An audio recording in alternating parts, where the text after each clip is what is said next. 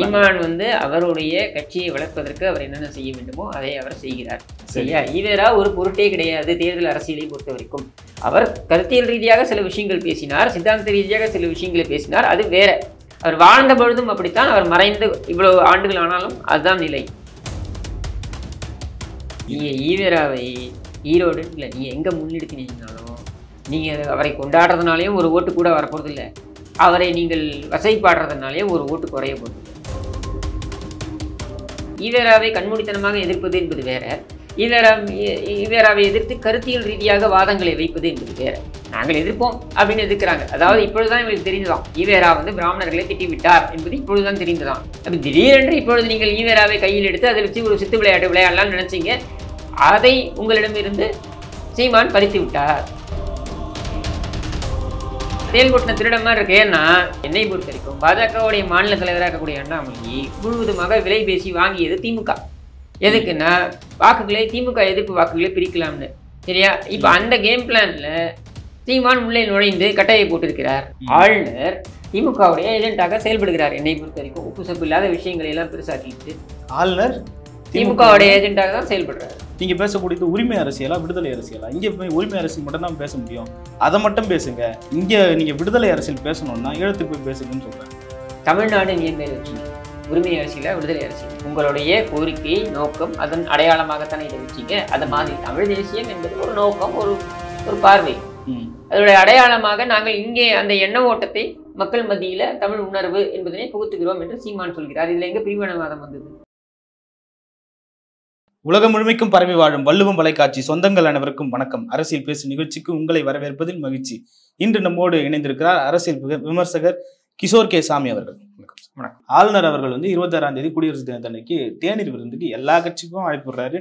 அங்கீகரிக்கப்படாத பதிவு செய்யப்பட்ட கட்சியான தாவேகாக்கும் அழைப்புடுறாரு. எல்லா கட்சிகளும் தமிழ்நாட்டில் புறக்கணிக்குது, அதிமுகவும் பாஜகவும் மட்டும் பங்கேற்குது. என்ன சார் கூட்டணி கணக்கு தொடர்ந்துகிட்டே? பாஜக வந்து கலந்து கொண்டது எல்லாருக்கும் தெரிஞ்ச விஷயம் தான். சரி, அதிமுக கலந்துக்குவது வந்து பிரதான எதிர்கட்சி அழைப்பு விடுகிறார் ஆளுநர் அப்படின்னு கலந்துக்க வேண்டியது தானே சார்? தமிழ்நாடே ஆளுநரை எதிர்க்குது சார். எதிர்த்து போட்டோம். தமிழ்நாடே எதுக்குது நீங்க முடிவு பண்றீங்க? இந்த கும்பல் எதுக்குதுனால இவங்களுடைய ரகசிய வேலையெல்லாம் ஆளுநர் பாக்குறாரு. நீங்க அதுக்கே அதிமுக துணையை போகணும். ஆளுநர் திமுகவுடைய ஏஜென்ட்டாக செயல்படுகிறார். என்னை பொறுத்த வரைக்கும் உப்பு சப்பு இல்லாத விஷயங்களை எல்லாம் பெருசாக்கிட்டு ஆளுநர் திமுகவுடைய ஏஜென்ட்டாக தான் செயல்படுறாரு. எப்பொழுதெல்லாம் திமுக ஒரு சிக்கலில் மாட்டிக் கொள்கிறதோ அப்பொழுதெல்லாம் ஆளுநர் ஆபத் பாண்டவனாக வருவார். ஆளுநர், அண்ணாமலை, என்ன இவங்க எல்லாம் வந்து இறங்குவாங்க, கோதால இறங்குவாங்க. சரியா? இறங்கி இவங்க எல்லாரும் அதை வந்து திசை திருப்புவதற்கு இதை அவங்க செய்வாங்க. அண்ணா பல்கலைக்கழக பிரச்சனை வந்த பொழுது ஆளுநர் இறங்கினார். தமிழ் தாய் வாழ்த்து, தேசிய கீதம் என்று அதை மடைமாற்றம் செய்தார். ஆளுநர் மடைமாற்றம் செய்தார். ஆமா, வேற என்னன்னு எடுத்துப்பீங்க நீங்க இதை? ஏன்னா காலங்காலமா ஒரு கன்வென்ஷன் இருக்கு, வழிமுறை இருக்கு. திடீர்னு வந்து நீ இல்ல ஒரு முறை இல்ல 2 முறை நீ தேசிய கீதத்தை வாசிக்கணும். அதிமுகவோட ஜெயலலிதா ஆட்சி காலம் இருந்தப்போ அதே போல இன்னொரு ஆளுநர் இருந்தப்போ ஜனகண மன கதி பாடப்பட்டது இல்லைங்க? 2 முறை பாடப்பட்டது. வரலாறு தெரியாதா? இல்ல தெரியாத மாதிரி நீங்க கேக்குறீங்களா? எனக்கு புரியல. சொல்லுங்க. இந்த வழிமுறையை கொண்டு வந்ததே செல்வி ஜெயலலிதா அவர்கள் தான். 91 ஜூலை முதல் சட்டமன்ற கூட்டத்தொடர். அப்பொழுது ஆட்சியில் முதல் முறையாக செல்வி ஜெயலலிதா அவர்கள் முதலமைச்சராக முதல் முறையாக அந்த ஆட்சியில தான் இந்த தேசிய கீதம் என்பது கூட தமிழ்த்தாய் வாழ்த்தும் பாடப்பட வேண்டும் அப்படின்ற முடிவெடுக்கப்படுகிறது. அதுல என்ன பண்றாங்கன்னா, தமிழ்த்தாய் வாழ்த்தை முதல் ஆரம்பத்தில் அந்த கூட்டத்தொடருடைய அந்த ஆளுநர் உரையுடைய ஆரம்பத்திலும் ஆளுநருடைய இறுதியில நிறைவு செய்யும் பொழுது தேசிய கீதத்தோட நம்ம நிறைவு செய்வோம் இப்படின்னு முடிவெடுக்கப்படுகிறது. அவங்க ஆட்சி காலத்துல இதை கொண்டு வராங்க. சரியா? இது சட்டமன்றத்தின் வழிமுறையாக இப்பொழுது வரைக்கும் இருந்து வருகிறது. இதுல ஏன் திடீர்னு உங்களுக்கு பிரச்சனை கேட்டால் அரசியல் சாசனத்தில் இருக்கிறதுன்னு விட்டுறாங்க. அரசியல் சாசனத்துல அப்படி எங்கேயும் இல்லை. மத்திய அரசாங்கத்துடைய சுற்றறிக்கை ஒண்ணு இருக்கு. எல்லா மாநில சொல்லி முடிச்சிருக்கேன். மத்திய அரசாங்கத்துடைய சுற்றறிக்கை ஒண்ணு இருக்கு. அதாவது உள்துறை அமைச்சகத்துடைய சுற்றறிக்கை இருக்கு. அந்த சுற்றறிக்கையில அவங்களுடைய விதிமுறைகள்னு அவங்க கடைபிடிக்கும் போது ஆளுநரோ ஜனாதிபதியோ வரும்பொழுதும் போகும் பொழுதும் அங்க வந்து நம்ம தேசிய கீதத்தை ஒழிக்க வேண்டும். இது வந்து பப்ளிக் ஃபங்க்ஷன்ஸ்ன்னு சொல்றாங்க. சரி, அசம்பிளியோடைய ப்ரொசீடிங் வந்து பப்ளிக் ஃபங்க்ஷன் எடுத்துட்டு போக முடியாது, எடுத்துட்டு போக வேண்டிய அவசியம் கிடையாது. இன்னொன்னு அதை கட்டுப்படுத்தாது அசம்பிளி. சரியா? அசம்பிளில இந்த கன்வென்ஷன் சட்டப்படி குற்றமா என்றால் இல்லை. இப்ப நீங்க எதை சொல்ல வந்தீங்க சொல்லுங்க. இல்லை எல்லா பெரும்பான்மையான மாநிலங்கள்ல ஆரம்பிக்கிறதுக்கு ஆளுநர் உரை ஆரம்பிக்கிறதுக்கு முன்னாடியும் பின்னாடியும் பாடுறாங்கல்ல. நிறைய மாநிலங்கள்ல 5 மணி கூட பாடுவாங்க. அதனால தமிழ்நாடு விரைவான தேசியப்பட்டு அவர் கேட்கிறாரு. நீங்க தேசிய கீதம் ஒழிக்கப்பட்டது சட்டமீறல் இருக்கிறதா என்பது கேள்வி. இல்லை, அவ்வளவுதான். ஒரு முறை ஒழித்தால் குறைவான தேசப்பற்று, 5 முறை ஒழித்தால் அதிகமான தேசப்பற்று அளவுகோல்கள் இருக்கா? எதுவும் கிடையாது. அப்ப அதிமுகவும் இந்த விவகாரத்துல ஆளுநரை எதிர்க்குது. அதிமுக இதை ஒரு பிரச்சனையை ஆக்குவதே நீங்கள் திசை திருப்புவதற்காகத்தான் சொல்லுது. இந்த ஆளுநரை எதிர்ப்பதற்கோ ஆதரிக்கிறதுக்கோ என்ன இருக்கு? ஆளுநர் உங்களை கேட்க ரிக்வெஸ்ட் பண்றாரு சட்டமன்றத்துல, இந்த மாதிரி தேசிய இதை திருப்பி ஒழிக்க வைங்கன்ட்டு. சரின்னு சொல்லிட்டு போக வேண்டியதுன்னு நீங்க இதை அவர் பிரச்சனையாக்கியிருக்க வேண்டிய அவசியமும் இல்லை. இதை அந்த அளவுக்கு நீங்கள் கடுமையாக எதிர்க்க வேண்டிய அவசியமும் இல்லை. இது ரெண்டுமே தேவையில்லையே. சரி. ஏன்னா தமிழ்தாய் வாழ்த்து என்பதையே சட்டமன்றத்துல அதுக்கு முன்னாடி 3 வாட்டி உங்க அப்பன் தானே இருந்தாரு முதலமைச்சரா, அப்ப நீ நுழைக்க வேண்டியதானே? ஏன் அது வரைக்கும் தமிழ்தாய் வாழ்த்து ஒழிக்கப்படலை? கருணாநிதி 71 முதலமைச்சராக இருந்தார்.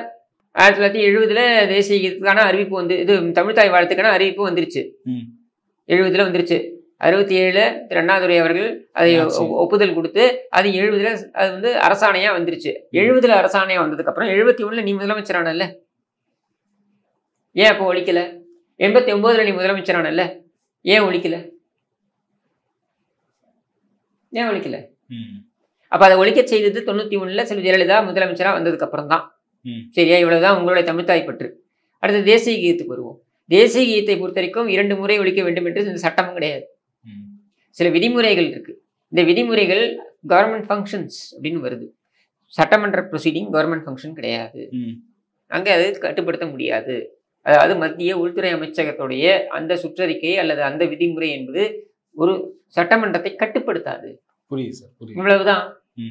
சரி, அதில் நம்ம இப்போ இந்த உப்பு சப்பு இல்லாத விஷயத்துக்கெல்லாம் ஆளுநர் ஒரு பிரச்சனையை கிரியேட் பண்ணுறதா, இவங்க உடனே திடீர்னு ஒரு போராட்டம்னு இறங்கி ஆளுநரை கண்ணாபின்னான்னு திட்டுறதும், அதுக்கப்புறம் 2 பேரும் வந்து இப்போ பார்த்தீங்கன்னா இப்போ குடியரசு தினத்தின் போது கொஞ்சிக்கிறதும், இந்த நாடகத்தை இவர்கள் தான் நடத்த வேண்டிய அவசியம். அதிமுக அந்த அவசியமே கிடையாது.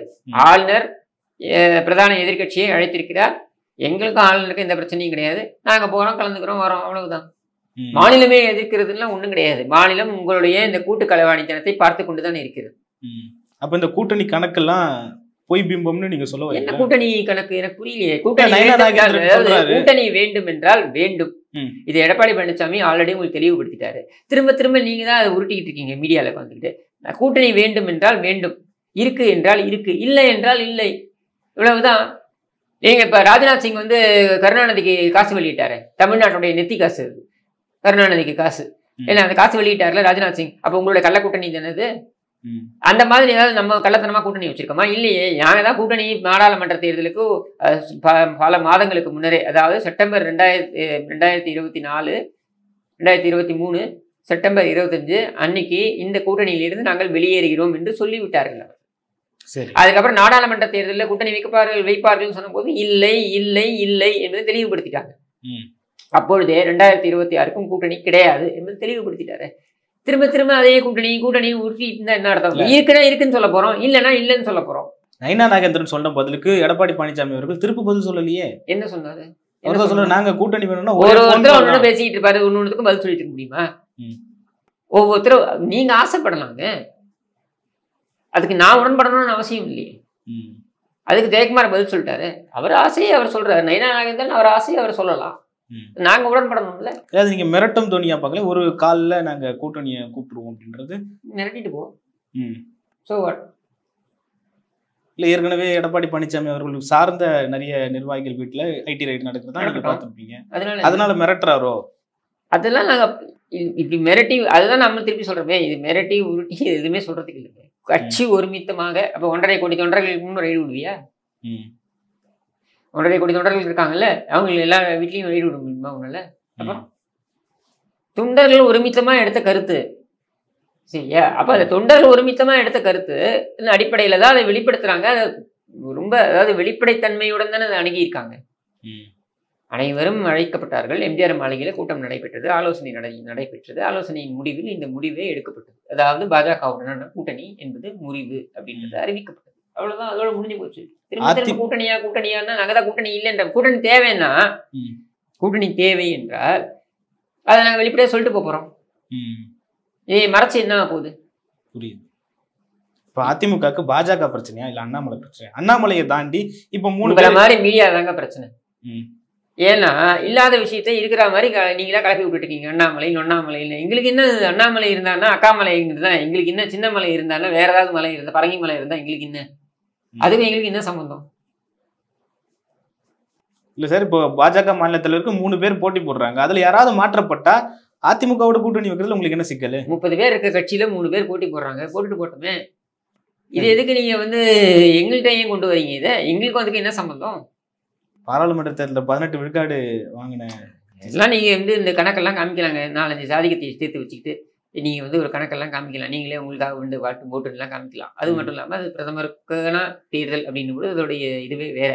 நாம கேட்கறது இங்க என்ன, உங்களுடைய கட்சியோடைய தலைவர் யாருன்னு தேர்வு செய்வது உங்களுடைய தொண்டர்கள், நீங்க உங்க தலைமை. சரியா? இதுக்கும் அதிமுக என்ன சம்பந்தம்? உங்க கட்சியில எவன் தலைவராக இருந்தா எங்களுக்கு என்ன? உங்க கூட கிடையாதுன்னு சொல்லிட்டோம். அப்படி எவன் தலைவராக இருந்தா எங்களுக்கு என்ன?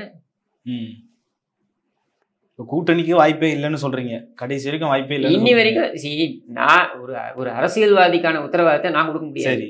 சரியா? நான் ஒரு அரசியல் பார்வையாளர்.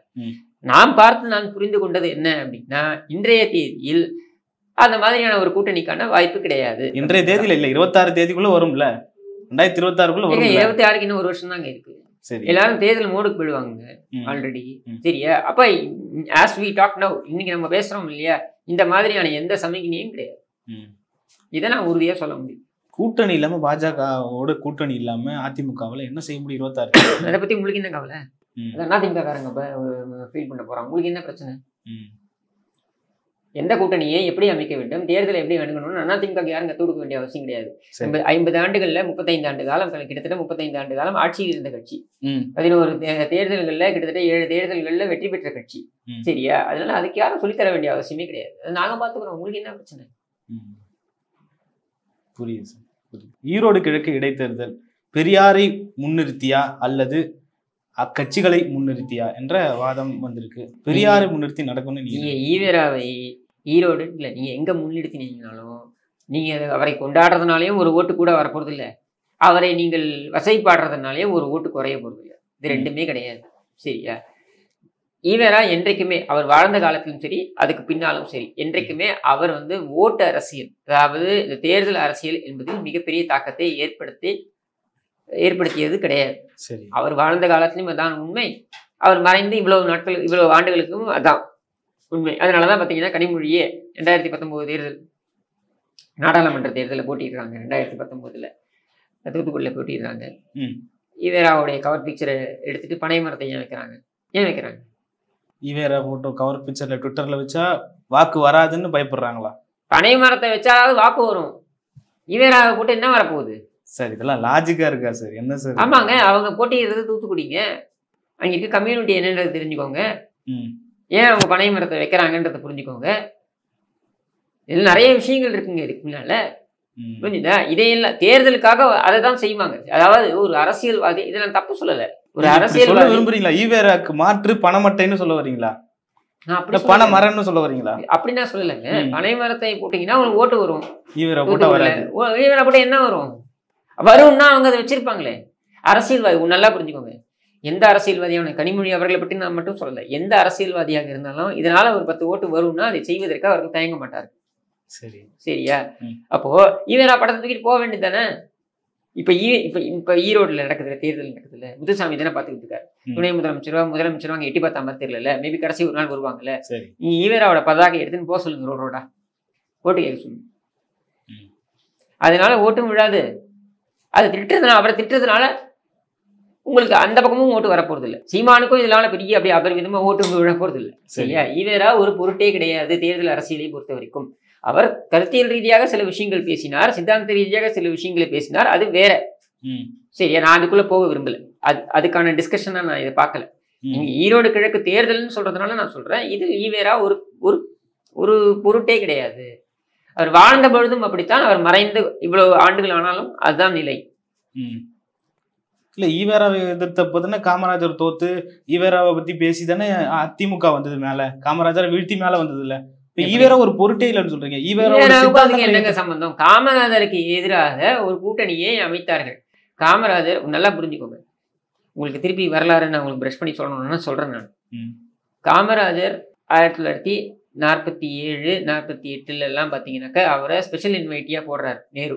இங்க இதுல ஏஐசிசி அவங்களோட ஆல் இண்டியா காங்கிரஸ் கமிட்டியில ஸ்பெஷல் இன்வைட்டியா போடுறாங்க. ஏன் ஸ்பெஷல் இன்வைட்டியா போடுறாங்க அப்படின்னா, காமராஜரிடம் வந்து மிகப்பெரிய ஒரு செல்வாக்கு இருந்தது. என்ன செல்வாக்கு அப்படின்னா, இந்த தென்னிந்தியாவில் இருந்த காங்கிரஸ் கமிட்டிகள் எல்லாம் தன்னுடைய வசம் வைத்திருந்தார். சரி.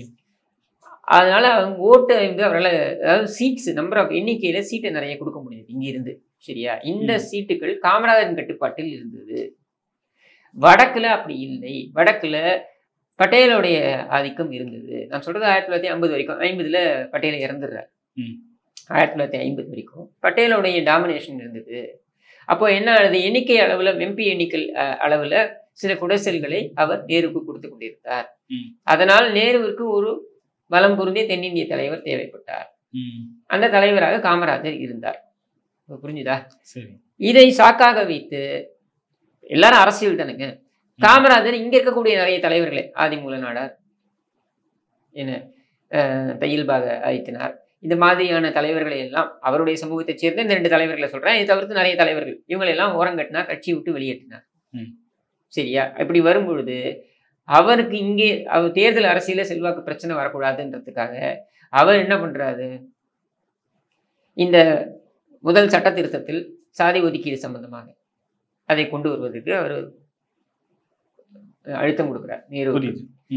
இந்த அழுத்தம் கொடுக்கும் பொழுது இப்ப ஈவேரா எடுத்துக்கிட்டா அந்த காலத்துல எப்படின்னா, ஈவேராவுக்கு ஒரு பெரிய தாக்கம்லாம் இல்லைனாலும் அவர் சொன்னால் கடல்ல கூட போய் குதிக்கிறதுன்னு ஒரு 10,000 பேர் இருந்தான். சரியா? அதனால ஒரு சவுண்டு விடுறதுதான். இப்ப திருமுருகன் காந்தி அனுப்புறாருல ஸ்டாலின், சீமான் வீட்டுக்கு முற்றுகையிடத்துக்கு திருமுருகன் காந்தி அனுப்புறாருல, சும்மா அது ஒரு ஏவல் படை மாதிரி ஒன்று அனுப்புறாருல, அந்த மாதிரி ஈவேராவை பயன்படுத்தி கொண்டார் காமராஜர். அவ்வளவுதான். காமராஜருக்கு ஒரு பைசா பலன் கிடையாது ஈவேராவோட ஆதரவினால. இன்னும் ஒருபடி மேல போய் சொல்லணும்னா, காமராஜருக்கு நன்றாகவே தெரியும் ஈவேரா தனக்கு ஆதரவு கொடுப்பது என்பது தன்னிடம் வேலை பார்த்து தன்னிடம் இருந்த அண்ணாதுரை போன்றவர்கள் தனியா கட்சி ஆரம்பித்து இன்னைக்கு வளர்ந்து விட்டார்கள் அப்படின்ற அந்த காழ்ப்புணர்ச்சியின் காரணமா தான் அவர் காமராஜருக்கு ஆதரவு தெரிவிக்கிறார். சரி, புரிஞ்சுதா? இது காமராஜருக்கு தெரியாமலாம் இல்லை, புரிஞ்சுக்கோங்க. இதுதான் இதனுடைய அரசியலே. சோ இப்படி இருக்கும் பொழுது ஈவேராவை திமுகவினர் வசைபாடியதால மக்கள் ஓட்டு போடல, ஈவேரா காமராஜருக்கு ஆதரவா இருந்ததுனால மக்கள் ஓட்டு போடாமலாம் இல்லை. அது காமராஜருக்கு எதிர்ப்பா அப்படின்ற ஒரு அரசியலை கொண்டு வந்தார்கள். காமராஜரால் ஓரங்கட்டப்பட்டவர்கள் எல்லோரும் ஒன்றாக கூடினார்கள். ஆதித்தனார், ஃபார்வர்டு பிளாக், படையாச்சியார், ராஜாஜி, இன்னும் ஒருபடி மேலவே கமலஹாசனோட தந்தை ஸ்ரீனிவாச ஐயங்கார், இந்த மாதிரி பெரிய அவரால் ஓரங்கட்டப்பட்ட நபர்கள் அப்படின்னு இருந்தவங்கலாம் இல்ல, அவருடன் ஒரு பிரச்சனையில் இருந்தவர்கள். ராஜாஜினா அவரால் ஓரங்கட்டப்படல, அப்படி பிரச்சனையில் இருந்தார். இவங்க எல்லாரும் ஒன்னா சேர்ந்தாங்க. இவங்க எல்லாரும் அண்ணாதுரையுடன் சேர்ந்தார். இவ்வளவுதான். இதுல எங்க இருந்தா ஈவேரா வந்தாரு? இல்ல, ஈவேராவோட கொள்கையை பேசிதானங்க போனாங்க அண்ணாதுரை அவர்களும். சரி, ஏங்க ஈவேராவோட கொள்கையிலிருந்து நாங்க விடுபடுகிறோம் சொல்லி தானங்க அவங்க கட்சியை ஆரம்பிக்கிறாங்க. திமுக ஆரம்பிக்கும் போது நீங்க படிச்சீங்களா இல்லையா? கட்சி ஆரம்பிச்சாங்க. ஆரம்பிச்சதுக்கு பிறகு கட்சி எடுத்து போய் அங்க தானே கொடுத்தாரு. ஈவேரா கிட்ட தானே கொடுத்தாரு. ஈவேராக்கு சமர்ப்பிக்கிறோம்னு சொன்னாரு. எல்லாம் ஒன்னும் சமர்ப்பிக்கிறேன்னு அவர் சொல்லல. அவர் போய் மரியாதை நிமித்தமாக காஞ்சிபுரத்துல போய் சந்தித்தார் வெற்றி பெற்றவுடன். அதுல இன்னொரு ஒரு அரசியலும் இருந்தது. என்னன்னா, ராஜாஜி 9% ஓட்டு எடுத்திருந்தாரு. இவங்க வாங்கினது 130 ஏதோ சொச்சம் இதுதான் சீட்ஸ் வாங்கியிருந்தாங்க திமுக. அப்படின்னும் பொழுது அவர் ராஜாஜிட்டேருந்து பிரஷர் வந்துச்சு. என்னன்னா, எங்களுக்கு ஆட்சியில் பங்கு. இன்னைக்கு திருமாவளவன் கேட்கிறாரு இல்லையா, அத மாதிரியான ஒரு திருமாவளவன் 1.5% 2% ஓட்டை வச்சு கேட்கிறாரு. அவர் 9% ஓட்டை வச்சிருந்தாலும் அவர் கேட்கிறாரு. அதனால அதை நம்ம வந்து தவிர்ப்பது எப்படி அப்படின்றதுக்காக இவர் போய் ஈவேராவை சந்திச்சார். அவ்வளவுதான் தவிர்த்து.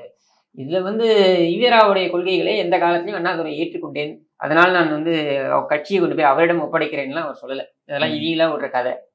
சரி, இவ்வளவு நாளா திமுக மட்டுமே பெரியார் விஷயத்துல சீமான எதிர்த்து இருந்து, இப்போ அதிமுகவும் கூட இணைஞ்சிருக்கா? அதிமுக நாகரீகமாக அவர்களுடைய கருத்தை வலுவாக வைக்கிறார்கள். அதிமுகவை பொறுத்த வரைக்கும் ஈவேரா அதிமுக உறவு அப்படின்னு எடுத்து பார்த்தீங்கன்னாக்க, அதிமுக ஆரம்பிக்கப்பட்ட பொழுதே, இதை நான் பல இடங்களை பதிவு பண்ணிருக்கேன், உங்கள்கிட்டையும் நான் பதிவு பண்றேன். அதிமுக ஆரம்பிக்கப்பட்ட பொழுதே ஈவேரா அதை கடுமையாக எதிர்த்தார்.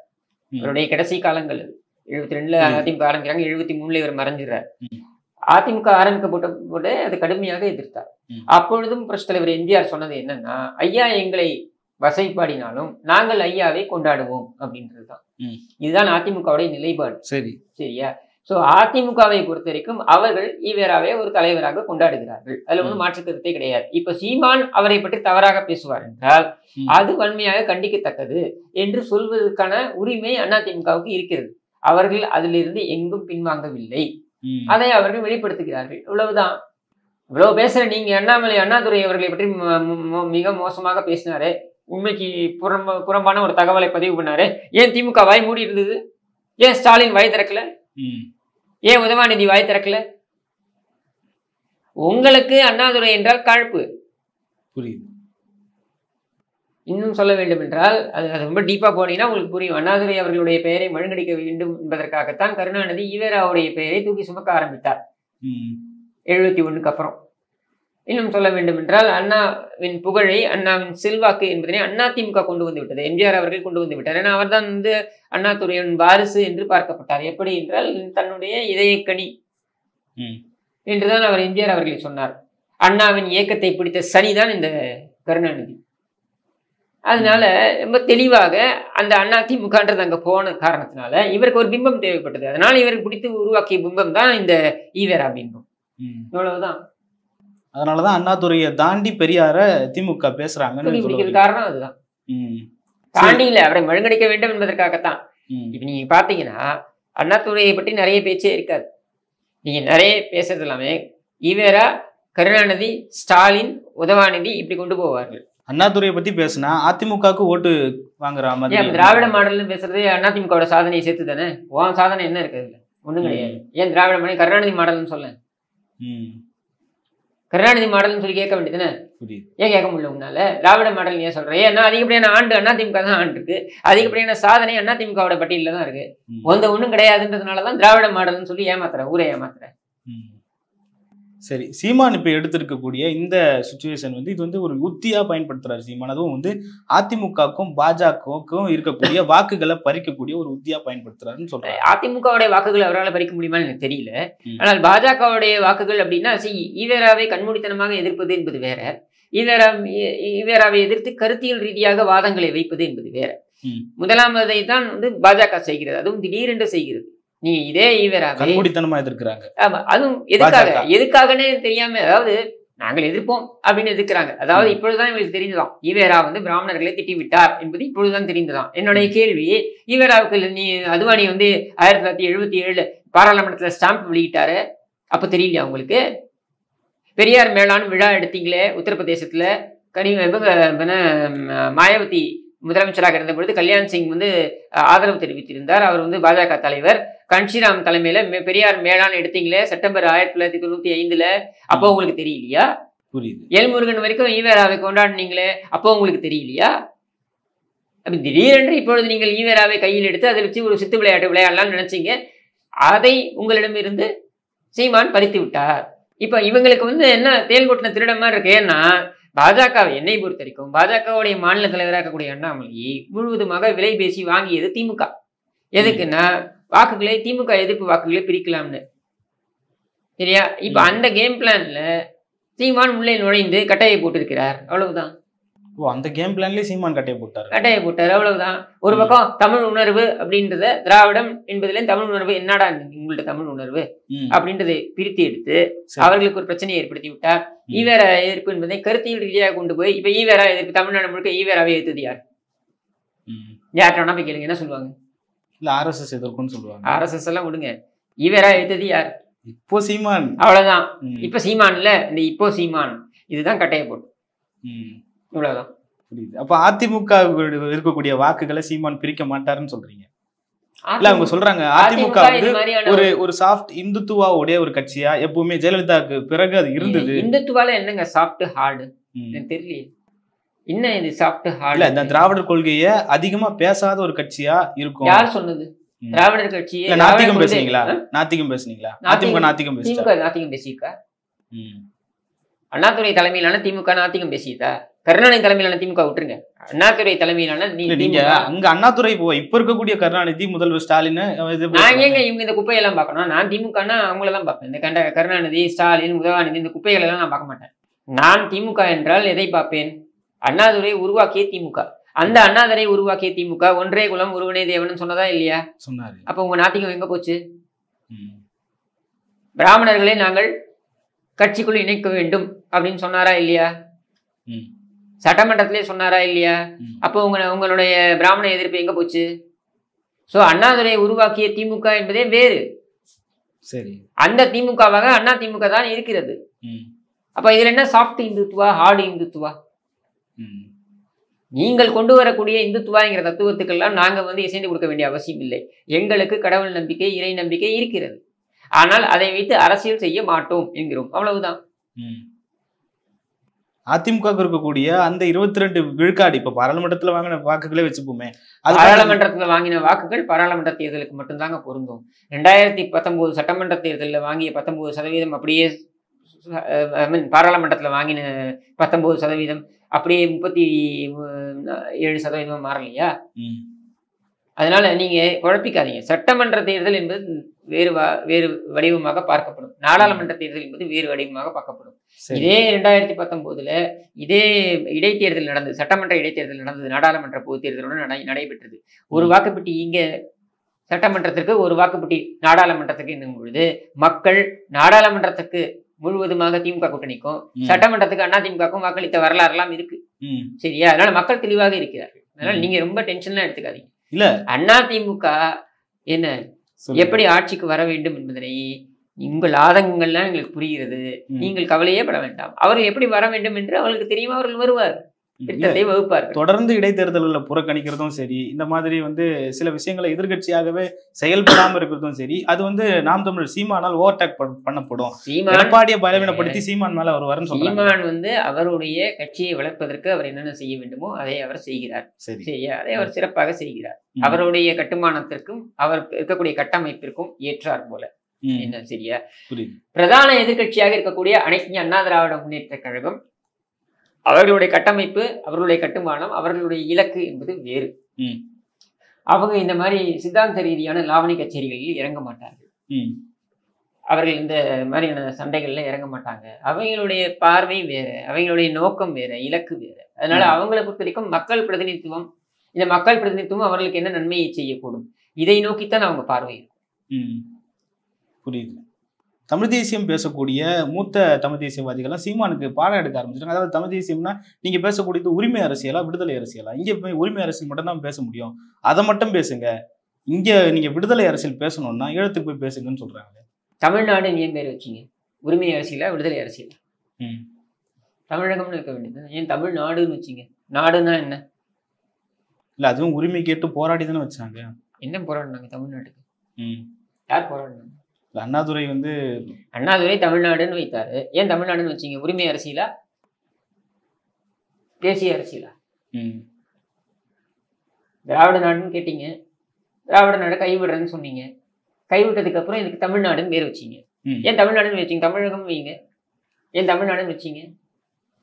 அடையாளமாகத்தானே வைத்தீர்கள். சரி, உங்களுடைய கோரிக்கை நோக்கம் அதன் அடையாளமாகத்தானே இதை வச்சீங்க. அது மாதிரி தமிழ் தேசியம் என்பது ஒரு நோக்கம், ஒரு பார்வை. அதனுடைய அடையாளமாக நாங்கள் இங்கே அந்த எண்ண ஓட்டத்தை மக்கள் மத்தியில தமிழ் உணர்வு என்பதனை புகுத்துகிறோம் என்று சீமான் சொல்கிறார். இதுல எங்க பிரிவினவாதம் வந்தது? பிரபாகரனா பெரியாரா அப்படின்னு பேசுறது அந்த இடத்துக்கு தான் கொண்டு போய் சேர்க்கும். நீங்க பிரபாகரனை பேசுறதா இருந்தா, ஈழத்தை பேசுறதா இருந்தா அங்க போய் பேசுங்க, இங்கே பேசுறீங்கன்னு நேற்று திமுக உலக தமிழர்கள் அனைவரும் தலைவராக பார்க்கிறார்கள். அதனால பிரபாகரனை இவரும் முன்னெடுக்கிறார்.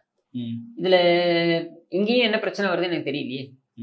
அவர் பிரபாகரனை நீங்க எல்லாரும் ஏற்றுக்கொள்ள வேண்டும் உங்கள்கிட்ட திணித்தாரா? எங்கள் தலைவர் இதையெல்லாம் எங்களுக்கு கற்றுக் கொடுத்திருக்கிறார் அப்படின்னு அவர் சொல்றாரு. அவ்வளவுதான். அவர் ஒன்றும் ஈழ அரசியல் இங்க பேசலையே. புரியுதுண்ணா, புரியுது. நீங்கள் நினைச்சா டெசோ 1 டெசோ 2 அப்படின்லாம் நீங்க நடத்துவீங்க. வாஜ்பாய் வரைக்கும் இங்க அழைத்து மதுரையில நடந்த கூட்டத்துல, ஐ திங்க் 1986ஆம் ஆண்டு நினைக்கிறேன், மதுரையில நடந்த கூட்டத்துக்கு வாஜ்பாயை அழைத்து வாஜ்பாய் தலைமையில நடந்தது அந்த கூட்டம். அங்க ஈழத்திற்கு ஆதரவாக குரல் கொடுத்தார். அப்ப கருணாநிதி செய்தால் அது சரியா?